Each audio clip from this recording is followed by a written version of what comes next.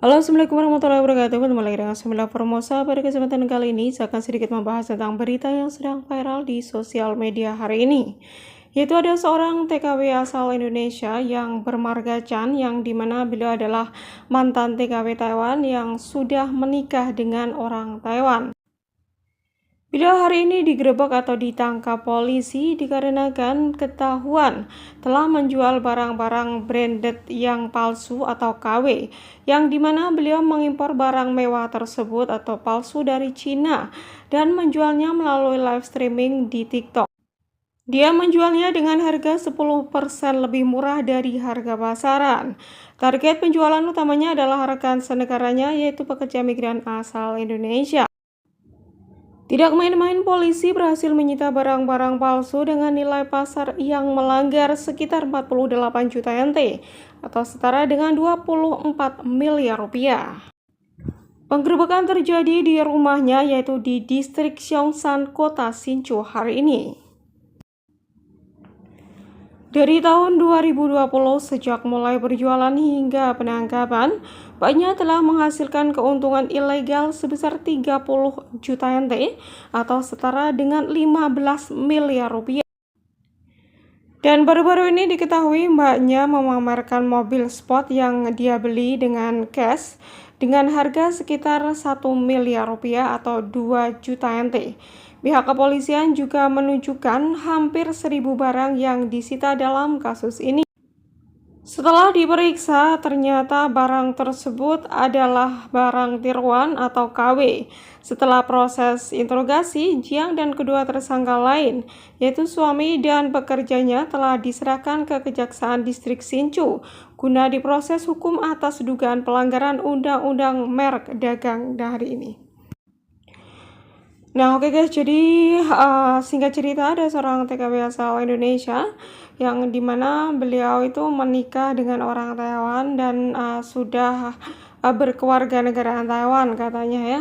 Dan beliau ini merintis usaha dengan menjual barang-barang dari Cina yang dia beli dari Cina ya dengan harga sedikit murah, dan ternyata barang-barang tersebut adalah barang-barang KW atau tiruan. Di sini memang yang dijual adalah barang-barang branded ya, tapi ternyata barang-barang tersebut adalah barang-barang KW.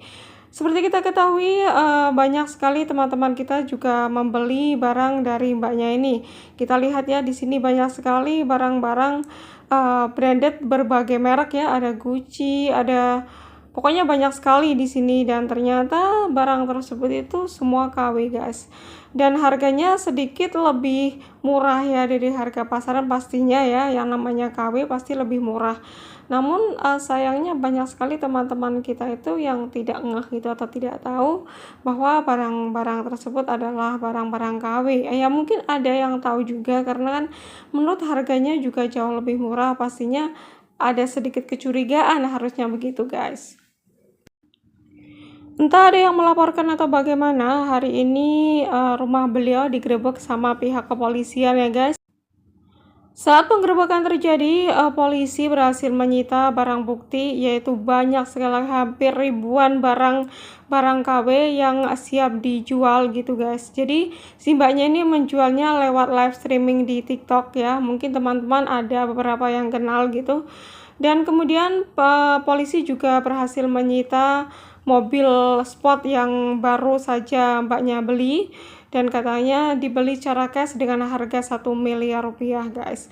Nah, berikut adalah barang-barang yang berhasil disita. Di sini banyak sekali barang-barang branded ya dari berbagai merek, tapi ternyata semua itu KW guys ya, atau palsu.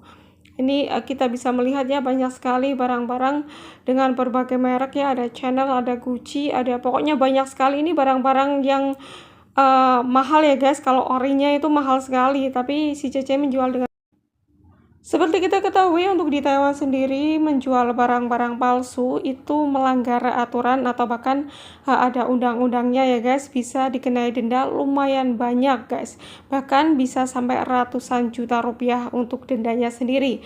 Nah, kalau misalkan orang Taiwan itu biasanya mereka kalau misalkan ya menjual produk yang mirip dengan baju Adidas, maka tidak sama persis.